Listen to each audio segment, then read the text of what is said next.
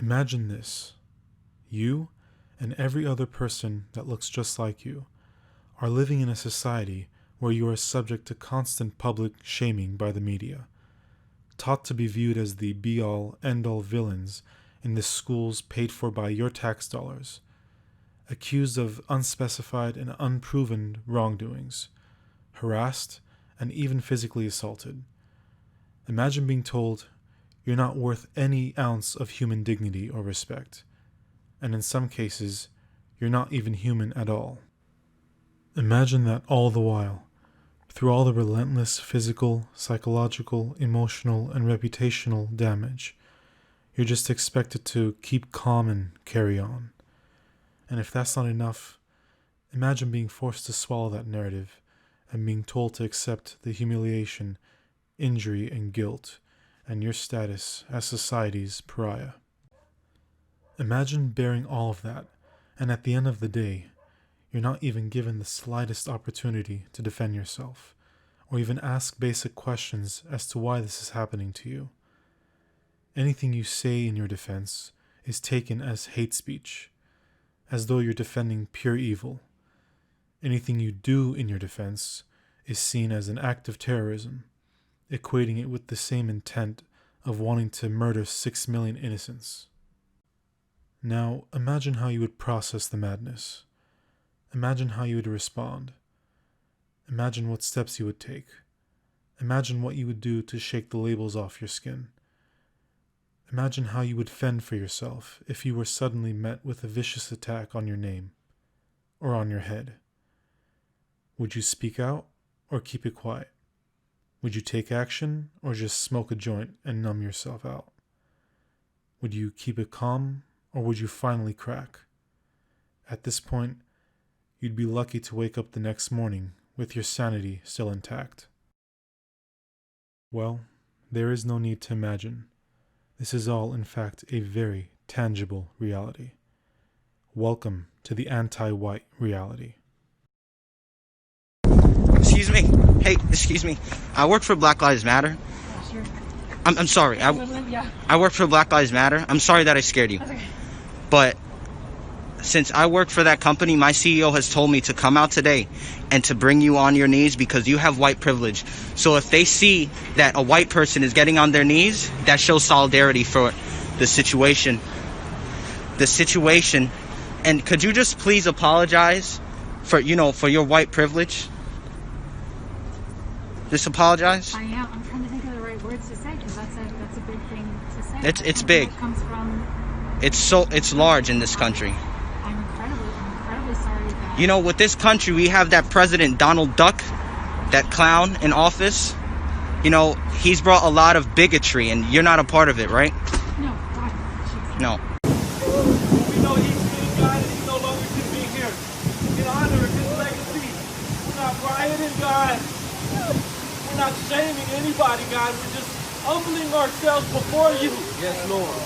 You brought the thunder and rain today, God, because Satan takes the L today. Father, in Jesus' name, you get the victory. Father, we ask for forgiveness from our black brothers and sisters for years and years of racism, of systematic racism. For what their forefathers have That's done. right. You understand? Keep going, man. Keep it coming, man. You understand? Keep it coming. Only a couple more, two more. And Salaki, the cameraman, you can't forget. You can't forget Ayaz Zahab over here, a brilliant producer. Man, you understand? I'm sorry, Kurt. Get it in, man. These white people are here, man. The Lord will have mercy on you if you do as you told, man. Go on, bow back down, man. This is a good white man, man. This is a white man that understands what his people done was wrong. Give me a hand, man. No, go on. Go on. If you need to take off your coat to bow down, that's fine. Go on. Go on, back down now. Go on. Give this brother's boot a kiss also, man. Come on, give this brother's boot a kiss, man. Go on, we have to man. Come on, we have to come on. Son, go get that size 15 boot kiss. Boots was. Go on, man. Come and get your boot kiss. Go get your boot kiss. Go get your boot kiss. Come on, man. Come on, give this shit now. This right here. This man showed that he's sorry, man.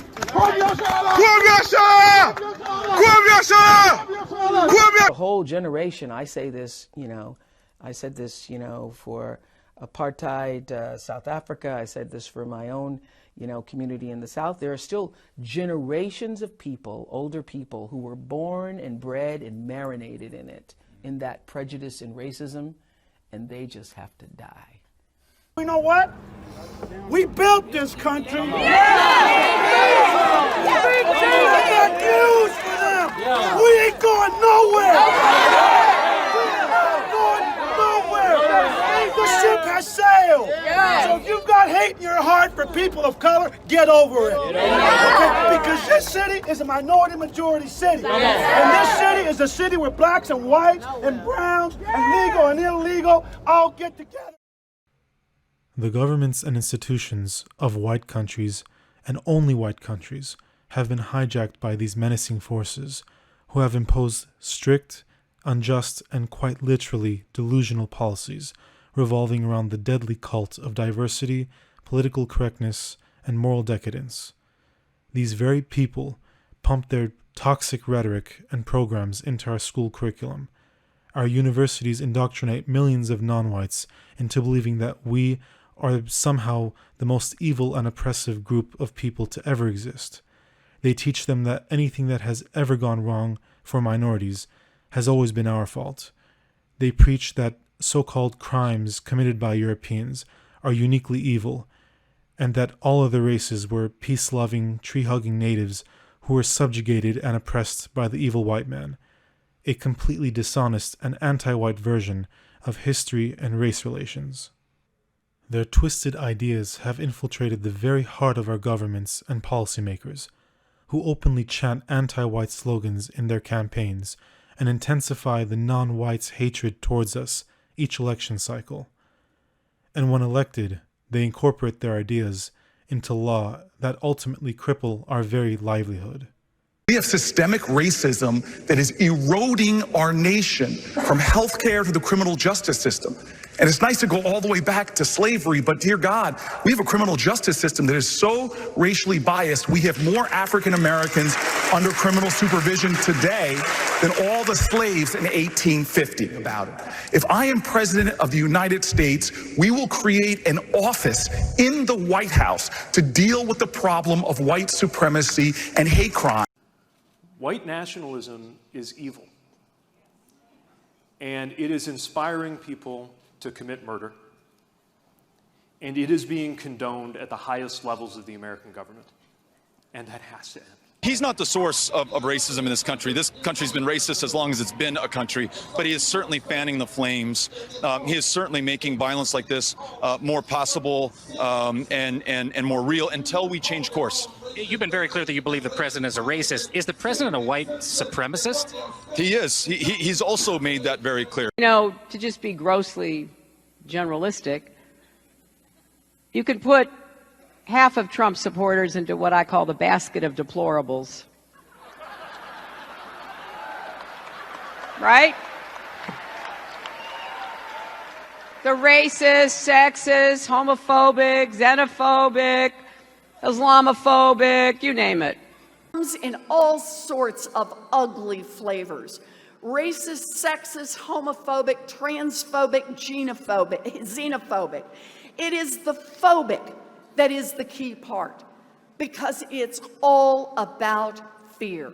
Because they are afraid of us. Afraid of our numbers. Afraid of seeing us stand together, afraid that we will take up each other's fights as our own, and afraid that means they will lose their power. They hold congressional hearings about the rise of white nationalism and make it mandatory to take courses in whiteness studies to prevent such things. This fall, white fragility is likely to be required reading at your children's school. You may soon be told to study it on a corporate retreat, so it's worth knowing what it is. And we'll sum it up for you in 4 words. White people are racist. Robin DiAngelo tells people this for a living. She's a professional anti-racist educator. She shuttles between schools and boardrooms telling people that their DNA make them evil. She makes big money doing this. Last year, for example, the University of Kentucky, a publicly funded university, paid D'Angelo $12,000 for 2 hours of this message. It's as though these people see us as some sort of a disease. They practically place us under a microscope, tear us limb from limb, and study our natural and healthy responses to the madness, as some sort of illness that must be eradicated, by whatever means necessary. And this is no exaggeration. So-called professional medical doctors, who are really just social justice warriors prancing around in lab coats, actually officially dedicate time, money, and research into inventing treatments and medications to treat xenophobia and racism. Yes, really. One of the greatest strengths of our nation is its diversity. The diversity of our country is our greatest strength. It is the diversity of this nation that makes our nation so great. We find unity in our incredible diversity. Our diversity, not only in our army, but in our country, is a strength. And as horrific as this tragedy was, if our diversity becomes a casualty, I think that's worse. We believe that our growing diversity is an asset. We must do everything in our power to educate people about diversity, to educate people about the strength that comes from difference. Not only our Muslim communities, but African communities, Asian communities, Hispanic communities, and the wave still continues. It's not going to stop, nor should we want it to stop. An unrelenting stream of immigration, non-stop. Folks like me who are Caucasian of European descent, for the first time in 2017, will be in an absolute minority in the United States of America. Absolute minority. Fewer than 50% of the people in America, from then and on, will be white European stock. That's not a bad thing. That's a source of our strength. Without even asking for our own consent, our globalist governments bring in tens of millions of foreigners to our soils within our lifetimes, with cultures, features, and beliefs completely alien to our own, and they just expect us to get along with it. Where's the democracy? They religiously preach to us that diversity is our greatest strength, without ever explaining to us how that can be. Can that be true? Is it true that the less a population has in common with each other, the more cohesive and peaceful it will be? Is that possible when we often can't even speak the same language as our neighbors? In fact, they tell us that without diversity, we just choke on our own whiteness. Well, we've seen for decades what diversity does to our people, and the results couldn't be further from the truth. And any resentment towards these people by our people, or the policies that bring them to us, is shut down with cries of racism and intolerance. Our media, intellectual, and political elites laugh about our dwindling numbers and gossip about how much life would be better without whites around. They literally fantasize about our own replacement. And whenever we do take steps to reverse our own plummeting birth rates, our babies are labeled as perpetuations of white supremacy. These people have seized our precious lands from right under our noses, and they're using them for their own cultural and globalist experiments. They are attempting to transform our homelands into a multicultural rainbow paradise, except that our color is not welcomed. In fact, we stand as their biggest obstacle. So much for diversity and inclusion.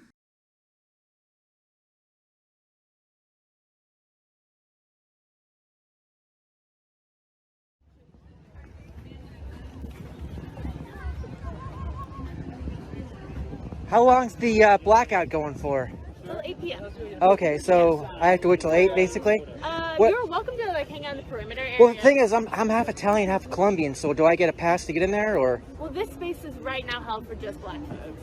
Oh, just black, okay, Yeah. so full black, you're saying? If you have black ancestry, or if you have experienced oppression because you are black, then you can enter this space. Okay, thank you. Yeah.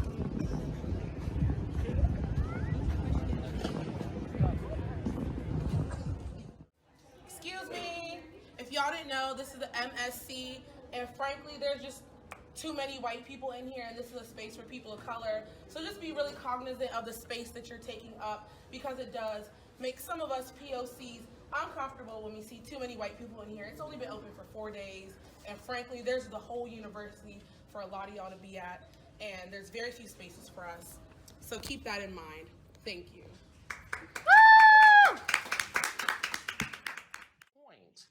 Of Black Lives Matter, one of the points would be to speak out against singling people out on the basis of their race and punishing them for that. Because you can't control what your race is, and yet they seem to be doing that. Explain that to me. What I say to that is boo, hoo, hoo. You white people are angry because you couldn't use your white privilege card to get invited to the Black Lives Matters All Black Memorial Day celebration. Wow. When they label us as intolerant or not inclusive enough, what they're really trying to say is there are just too many white people. When they say that we need more diversity, what they really mean is we need more non-whites. When they complain about white privilege, they are really just complaining about how whites are largely more successful compared to non-whites in societies that were designed by whites and for whites, not for non-whites. I can assure you, you won't find any pale-toned bandages in Zimbabwe. When they rail against structural racism, they're really just crying over how there's too much Western influence in Western countries, that it's problematic that Western countries promote Western culture, values, and standards. I wonder how they'd react if they lived in an Eastern country. When they scream that the sky is falling over a resurgence of white nationalism or white supremacy, they are really just referring to our natural urge to resist our own cultural and demographic replacement, which they just can't allow.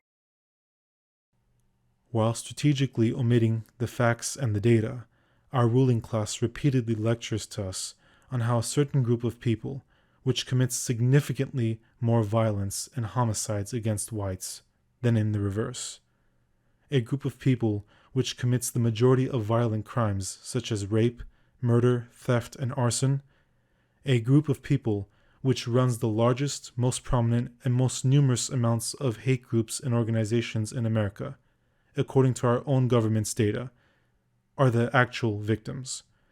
A demographic which gets priority for the best schools and the most successful job positions purely based off of skin color, not on merit. A demographic that is given a national platform to voice their disdain for white people and get paid millions to do it. These people, they say, are the real victims of 21st century America, decades after Jim Crow. That would be none other than the black people of this country. Please, tell me who are the privileged ones again? So you are convinced, based on your experience, that your race, or what the medical school perceived your race to be, was critical in getting in? So exactly like you mentioned, I reviewed the statistical data published by the American Association of Medical Colleges. I figured out that I was much more likely to get into admission as an African American than an Asian American, so I came up with that scam that you described earlier.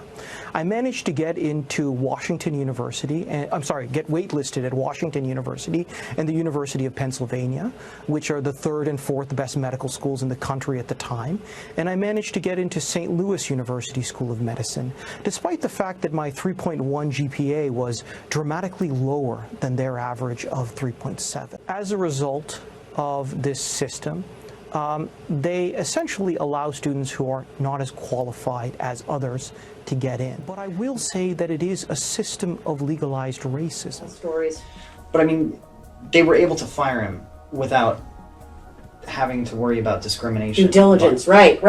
No, yes, I'm because saying it's a white James man. Lamore. Yeah, white man, so no problem. You can't do it that easily if there are other issues. Oh, it's easier when they're white men. Okay. Yeah, no protected class. No one has the white man's back anymore.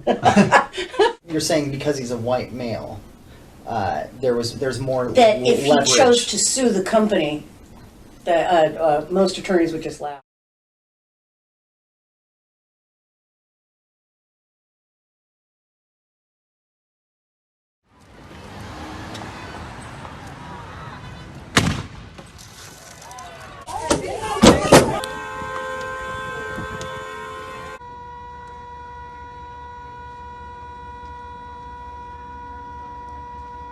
Right there, they're starting to. We're gonna move back.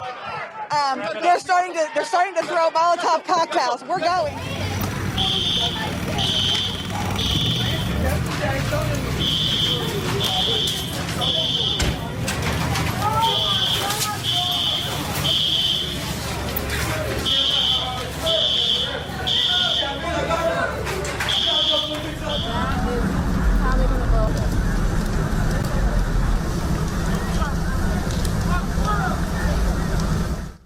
Just one instance of white on black violence, whether justified or not, is enough to take to our streets, burn our cities down, and be showered with hundreds of millions of dollars in corporate funding, just to do it all over again.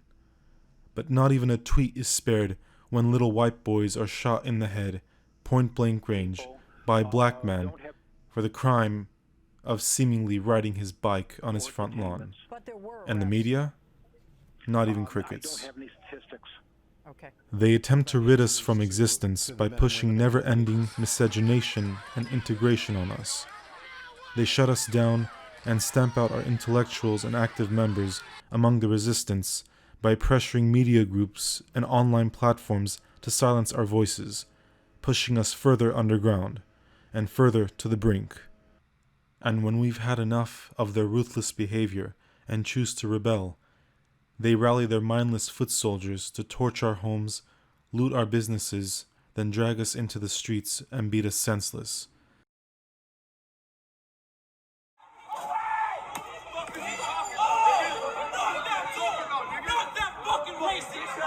You fucking loser! Fucking trying to run people over! Fuck you, stupid bitch!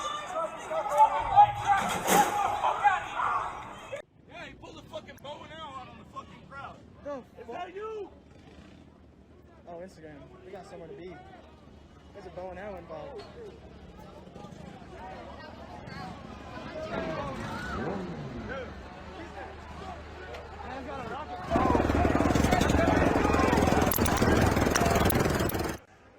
Put simply, whites are either forced back into line or forever forced out of it. You affirm that white privilege and the culture of white supremacy must be dismantled wherever it is present?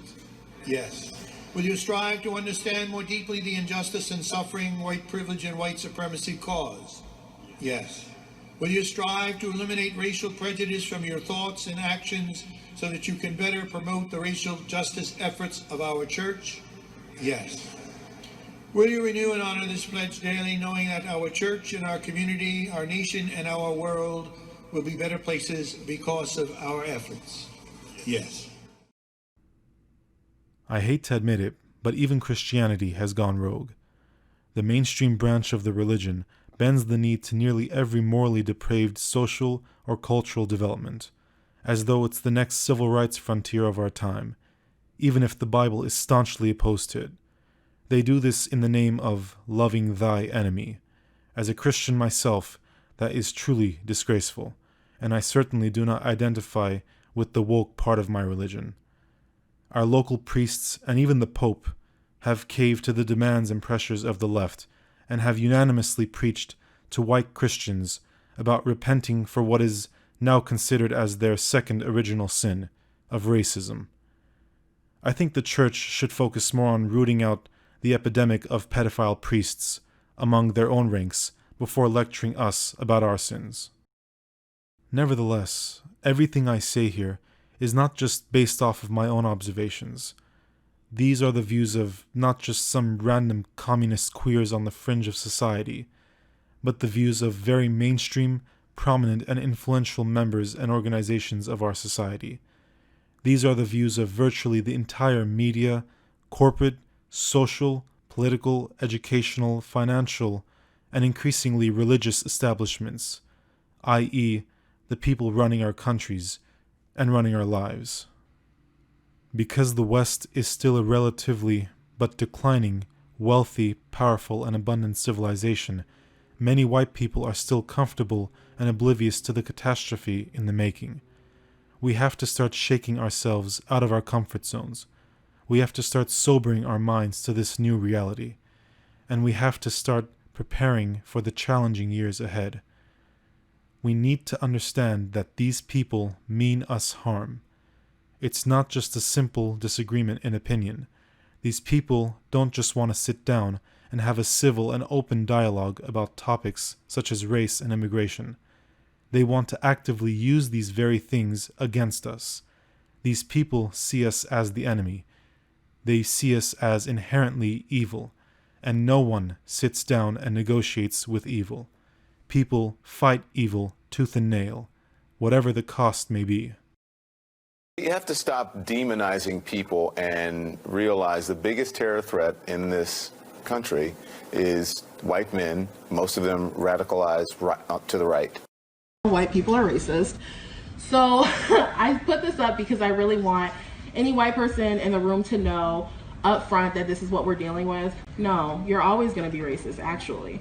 So even when you're on your path to trying to figure out how to be a better human being, because I believe that white people are born into not being human, like that actually instead of people of color and black folks being dehumanized, that actually everyone is dehumanized off rip within white supremacy, that y'all are born into a life to not be human, and that's what y'all are taught to do, to be demons. So in this particular way, white people are all racist.